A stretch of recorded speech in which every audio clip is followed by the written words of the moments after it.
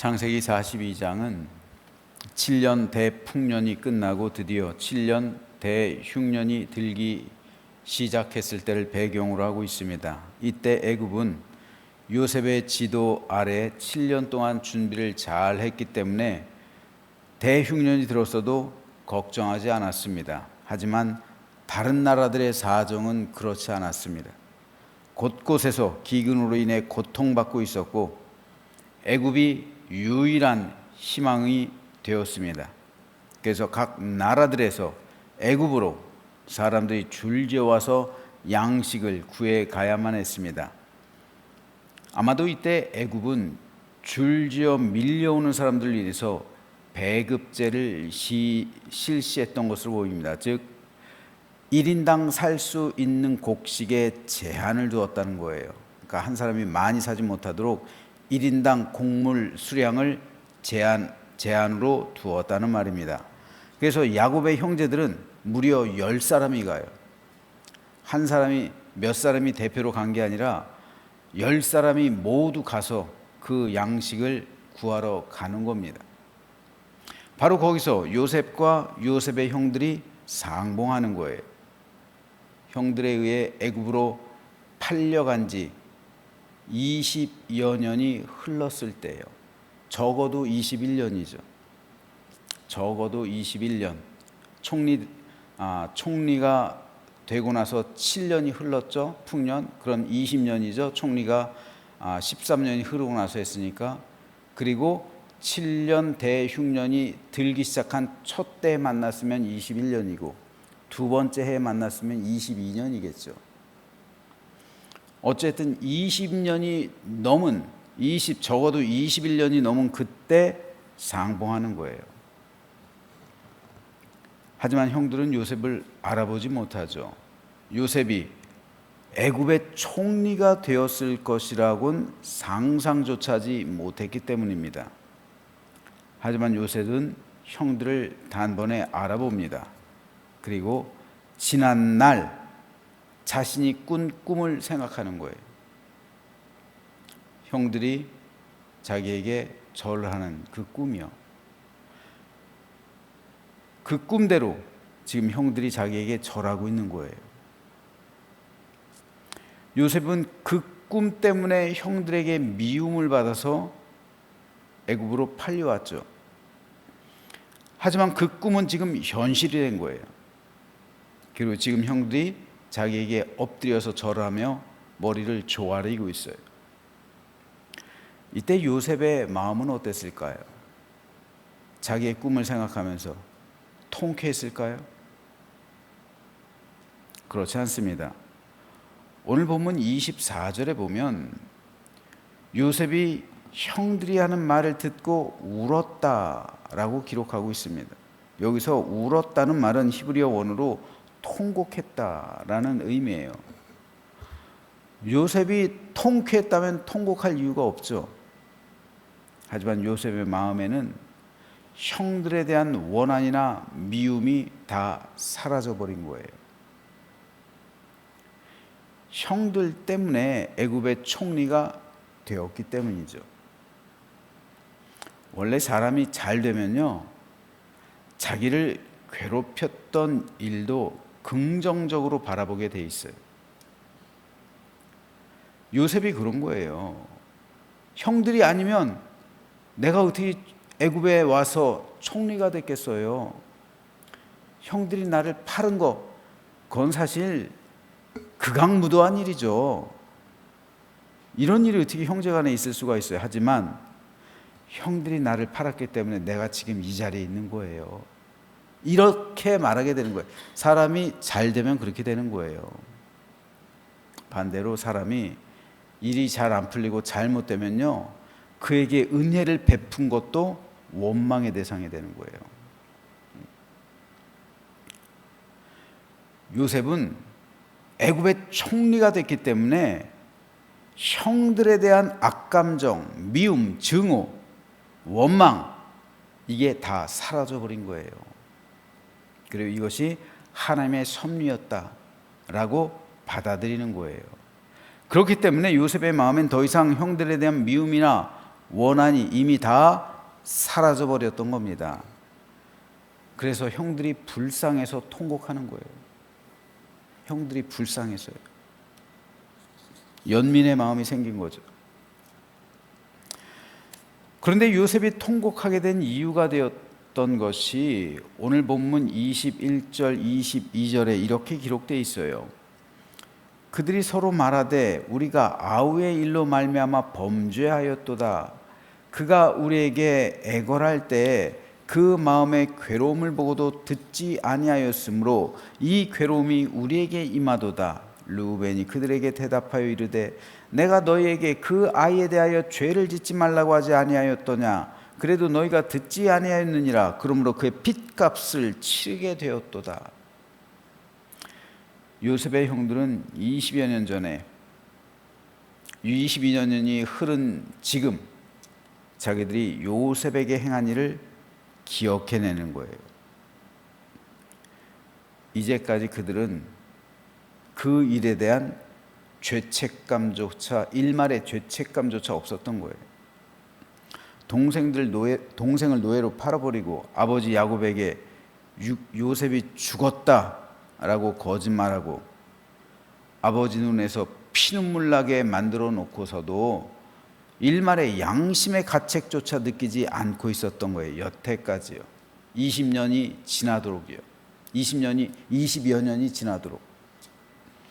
하지만 자기들이 그런 상황에 처하게 됐을 때 비로소 자기들이 행한 일이 얼마나 큰 죄악인지를, 그리고 그 죄악이 자기들을 찾아왔다는 사실을 인지하게 된 거예요. 깨닫게 된 거예요. 그런데 여기서 형들이 지금 하고 있는 거는 후회지 회개가 아니에요. 오늘 저는 이에 대해서 좀 살펴보려고 해요. 후회와 회개는 달라요. 많은 성도들이 후회하는 삶을 살고 있어요. 회개하는 삶을 살아야 되는데 후회하는 삶을 살고 있어요. 후회는 단순히 과거에 있었던 잘못된 일에 대한 가책이에요. 반성입니다. 죄악을 저지른 것에 대한 양심의 가책이에요. 그리고 그때 그렇게 하지 않았어야 됐는데 이렇게 생각하는 게 후회예요. 하지만 회개는 후회랑 달라요. 회개는 바로잡는 거예요. 이전에 완전했던 상태로 되돌아가는 거예요. 돌이키는 겁니다. 후회는 생명이 없어요. 하지만 회개는 생명이 따라요. 그리고 회개는 완전한 삶의 변화를 가져옵니다. 이에 대해서 바울은 이렇게 고백합니다. 그런즉 누구든지 그리스도 안에 있으면 새로운 피조물이라. 이전 것은 지나갔으니. 이전 것은 지나간 것. 지나간 것에 대해서 후회받자 소용이 없어요. 하지만 지나간 것에 대해서 회개하면 새 것이 되는 거예요. 후회한다고 해서 새 것이 되는 게 아니에요. 회개해야 새 것이 되는 거예요. 후회하는 것은 변화가 없어요. 하지만 회개는 변화가 따릅니다. 후회는 생명과 구원이 없어요. 하지만 회개는 생명과 구원이 따르는 거예요. 바울이 말하고 있는 새로운 피조물이란 회개한 심령만이 얻을 수 있는 변화된 상태를 의미하는 거예요. 헬라어로 회심이란 메타노이아예요. 이 말의 원뜻은 방향을 돌이키는 거예요. 방향을 돌이키는 것. 이게 회심이에요. 그래서 회자도 돌이킬 회자를 쓰는 거예요. 마음을 돌이키는 것. 그렇죠? 한자로요. 돌이킬 회자를 쓰는 거예요. 방향을 돌이키는 게 회심이에요. 회개입니다. 지옥으로 향하던 삶에서 천국으로 방향을 돌이키는 것. 이게 회개예요. 세상을 위해 살아가던 삶에서 하늘 영광을 위하는 삶으로 방향을 돌이키는 것, 이게 회심입니다. 나를 위한 삶에서 하나님을 위한 삶으로 방향을 돌이키는 것, 이게 회개의 본질이에요. 회개는 방향을 돌이키는 거예요. 하지만 후회는 방향을 돌이키는 게 아니에요. 여전히 지옥으로 가는 사람은 그냥 지옥으로 가는 거예요. 후회는 할지언정. 여전히 세상을 향해 사는 사람은 세상을 향해 살아가는 거예요. 후회는 할지언정. 여전히 나를 위해 살아가는 사람은 계속 나를 위해 살아가는 거예요. 후회는 할지언정. 방향을 돌이키지 않아요. 후회는. 거기엔 생명이 없어요. 안타깝게도 교회 다니고는 있는데 회심한 적이 없는 성도들이 적지 않아요. 예수님께서는 청함을 받은 자는 많되 택함을 받은 자는 적으니라, 주님의 말씀이에요. 청함 받아서 여러분 교회 다니는 건 청함 받은 거예요. 청함 받았으니까 우리가 교회 다니고 있죠. 청함 받지 않은 사람들은 교회에 오지도 않잖아요. 청함 받으니까 우리는 다 교회에 출석하고 있어요. 하지만 청함 받은 사람은 많아도 택함 받은 사람은 적다고요. 예수님의 말씀이에요. 즉 청함 받아서 교회에 다니고 있는 사람들은 많이 있는데 택함 받아서 구원 받은 사람은 적다는 말이에요.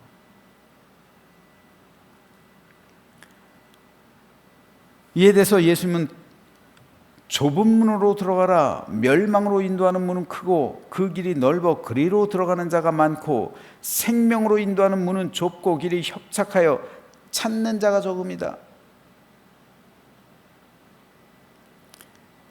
많은 교인이 넓은 문을 향해 나아가고 있어요. 생명으로 인도하는 문 좁다는 말이에요. 방향을 터내야 비로소 찾을 수 있는 거예요. 세상을 향하던 길에서 하늘 향하는 길로, 지옥을 향하던 길에서 천국을 향한 길로, 나를 위한 길에서 하나님을 위한 길로 방향을 턴한 사람만이 천국을 발견할 수 있는 거예요. 천국으로 향하는 그 문이요, 좁은 문이요, 그 사람만이 자기 십자가를 지는 거예요. 자기를 부인할 수 있는 거예요. 하지만 그런 사람은 적다는 주님의 말씀이에요. 적다라는 것이 의미하는 게 뭘까요? 1에서 100까지 있다면 적다. 50보다 많으면 많다죠. 50보다 적으면 적다예요. 여러분 한번 그럼 이거를 우리 교회 현실에 한번 대입해 보세요. 우리 교회 100명 교인이라고 한다면 50명 이하가 천국에 간다고 해요. 이게 적은 거죠. 물론 주님의 이 말씀을 적다라는 것을 그렇게 대입해서 할 수 있을까 생각해 보지만 어떻든 주님께서 말씀하신 적다라는 의미를 우리는 곰곰이 생각해야 합니다. 그렇다면 어쩌면 우리가 생각하는 것만큼 교회 안에서도 구원받는 사람이 많지 않을 수 있다. 이렇게 생각해 본다면 여러분 끔찍한 거예요. 끔찍한 겁니다. 왜 예수님이 교회 가운데 양과 염소를 나누며 왜 교회 가운데 알곡과 가라지를 나눈다고 말씀하셨을까요? 왜 교회 가운데 그물을 쳐서 좋은 고기만 따로 하고 나머지는 다 버린다는 그물의 비유를 말씀하셨을까요? 예수님께서 말씀하시는 구원받는 사람이 적다라는 말씀이 오늘 우리 교회 가운데 현실 속에서 임하게 된다면 이거 참 서글픈 일이에요, 여러분. 청함 받아서 교회는 다니고 있는데 택함 받지 못한 사람이 우리가 생각하는 것만큼 많지 않을 수 있다라는 사실을 우리가 생각한다면 끔찍한 일이에요, 진짜. 왜 그럴까요? 왜 구원받은 사람이 적다고 주님께서 말씀하실까요? 이유는 하나예요. 회심한 적이 없기 때문에 그래요. 회개한 적이 없어요. 내가 회심한 적이 없는데 어떻게 내 죄가 사함받겠으며, 내가 회개한 적이 없는데 어떻게 내 영혼이 구원받습니까? 어떻게 내가 십자가에서 예수님 만나지 못했는데 어떻게 내 영혼이 구원을 받고, 어떻게 내가 하나님을 체험하지부터 성령 세례 받지 못했는데 어떻게 내 이름이 생명체에 기록이 되냐고요. 어떻게 성령의 인치심을 받느냐고요. 그러므로 이 모든 것에 대한 기준이 되는 것, 회심이에요. 이런 차원에서 이번에 우리가 독서 토론 모임을 갔는데요, 그 교재가 천국의 초대예요.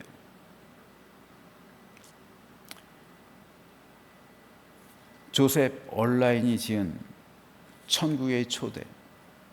그런데 이 책의 주제가 뭔지 아세요? 천국으로 어떻게 들어가느냐, 이것에 관한 책인데, 이 책을 통틀어서 단 한 단어로 말해라 그러면 회개예요. 회개한 사람만이 천국 갈 수 있다. 이때가 1600년대, 1700년대 이래요. 그런데 이미 조셉 얼라인은 그 청교도의 시대, 그 신앙이 순수했던 그 시대에 교인들이 회개하지 않는다는 사실을 안 거예요. 그때도, 그 청교도들도요. 그래서 회개에 대해서 말하고 있는 거예요. 독서 토론 모임에 여러분이 참석하지 않더라도 이 책은 구입해서 꼭 읽으세요. 이 책을 읽으면서 도전을 받으십시오. 이 책을 읽으면서 회심에 이르십시오. 회개하지 않은 영혼은 구원받지 못하는 거예요. 이 책의 내용 가운데 이런 글이 있습니다. 회개한 사람의 최대의 열망은 황금이 아니라 은혜다. 그는 은혜의 굶주려 마치 은을 구하는 것 같이, 감추인 보배를 찾는 것 같이 은혜를 찾는다. 그는 위대해지기보다 은혜로워지기를 원한다. 그는 세상에서 가장 유식하고 유명하고 번성하는 것보다 가장 성결한 사람이 되기를 원한다.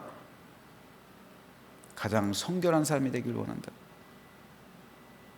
세상에서 번영하는 것보다요, 황금보다요, 명예보다요, 권력보다요, 세상을 위한 삶이 아니라 하늘에 속한 삶을 열망한다는 거예요. 이게 회개한 사람의 특징이란 말입니다. 육신에 속했을 때 그는 내가 사람에게 존경을 받고 부귀 영화를 누리며 마음껏 향락하고 모든 부채를 청산하고 모든 것을 갖춘다면 행복할 텐데 라고 했다. 이게 육신에 속한 사람의 전형적인 특징이에요. 육신에 속한 사람의 꿈입니다. 그렇잖아요. 사람에게 존경받는 것, 부귀 영화 누리는 것, 향락의 삶을 사는 것, 모든 부채를 청산하는 것, 세상에 속한 모든 재물, 모든 것을 다 갖추는 것, 그럼 내가 행복할 텐데. 이걸 위해서 살아가잖아요, 교회 다녀도. 그리고 저한테도 이걸 위해 기도해 달라고 하잖아요.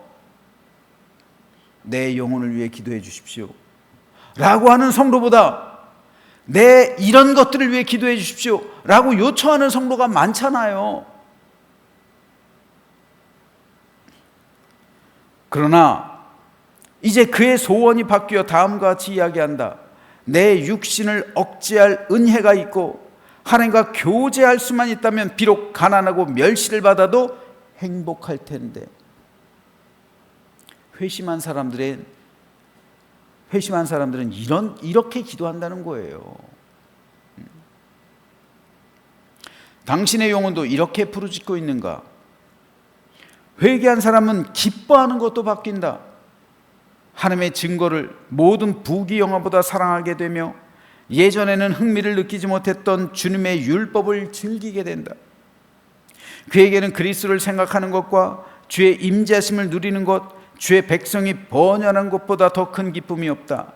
그의 관심도 완전히 뒤바뀐다. 이전에는 세상의 모든 관심을 두고 자기 영혼을 위해서는 찍기 같은 시간만 할애했다. 그러나 이제 그의 울부짖음은 내가 어떻게 하여야 구원을 받으리이까이다. 이거예요. 제가 그토록 내 이름이 생명체에 기록되게 해주십시오 강조하는 이유도 여기 있는 거예요. 여러분, 목회를 하면서 과연 목회란 뭘까 생각해 봐요. 목회의 본질은 하나예요. 아무리 생각해 봐도 목회의 본질은 하나. 성도들의 영혼을 천국으로 인도하는 것. 이거예요. 아무리 생각해 봐도 이게 목회예요. 다른 거 없습니다. 그러면 어떻게 해야 천국으로 성도들의 영혼을 인도할 것인가? 회개시켜야죠. 그러니까 회개를 강조할 수밖에 없는 거예요. 근데 성도들은 회개를 강조하는 목사의 메시지를 싫어해요. 왜 맨날 교회 오는데 회개하라고 하냐? 그 설교 싫어해요. 그냥 세상에서 축복받는 것, 세상에서 위로받는 것, 세상에서 번영한 것, 세상에서 형통한 것, 세상에서 잘 되는 것, 내가 부귀영화를 누리는 것, 여기에만 관심 있고 이런 메시지를 전할 때 좋아하는 거예요. 그러나 여러분, 그런 메시지만 좋아하지 마십시오. 그러면 여러분 영혼이 그런 메시지를 들으면서 지옥 가는 거예요. 진짜 하나님께서 원하시는 그런 마음, 이게 뭘까요? 우리 성도들의 영혼이잖아요.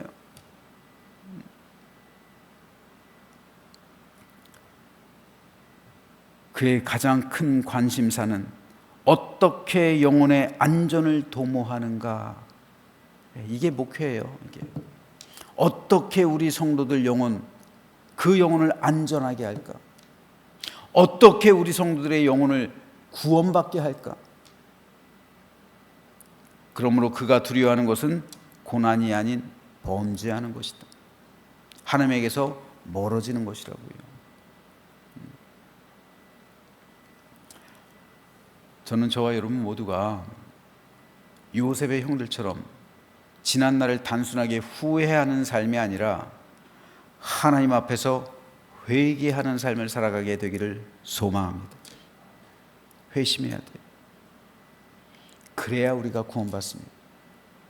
회심한 영혼만이 그 이름이 생명체에 기록되는 거예요. 우리 김정희 원사님 잘 다녀오셨어요? 주일날 메시지가 왔어요. 존 웨슬리, 회심한 거리가 올더 게이트 거리 있거든요. 그 교회가 있어요. 가시기 전에 거기서 예배를 드리시든 아니면 세인트 폴 성당에서 예배를 드리시든 하시라고 그랬는데 거기서 예배를 드리셨대요. 웨슬리가 회심한 그 교회가 있거든요. 웨슬리도 목사였어요. 교수였어요. 선교사였어요. 근데 그때 처음으로 회심한 거예요. 목사가 된 지 10년이 넘었는데, 대학 신학교 교수, 선교사로 10년이 훨씬 더 넘었는데, 어렸을 때부터 신앙생활 했는데 그때 처음 회심한 거예요. 회심. 여러분, 목사도 마찬가지예요. 그러니까 예수께서 말씀하신 회심한 사람이 적다는 말씀이요, 구원받는 사람이 적다는 말씀을 우리는 심각하게 받아들여야 되는 거예요. 심각하게. 여러분, 저 천국의 초대 꼭 구입해서 읽으십시오. 그래서 회심의 은혜와 회개의 축복, 그를 통해 내가 구속함을 받은 하나님의 자녀가 되고 영원한 천국으로 유업으로 상속받으며 내 이름이 생명체에 기록되고 내가 이 세상에서도 하나님 은혜 가운데 천국의 삶을 누리며 살아가는 우리 모두가 되시기를 주님의 이름으로 축원합니다.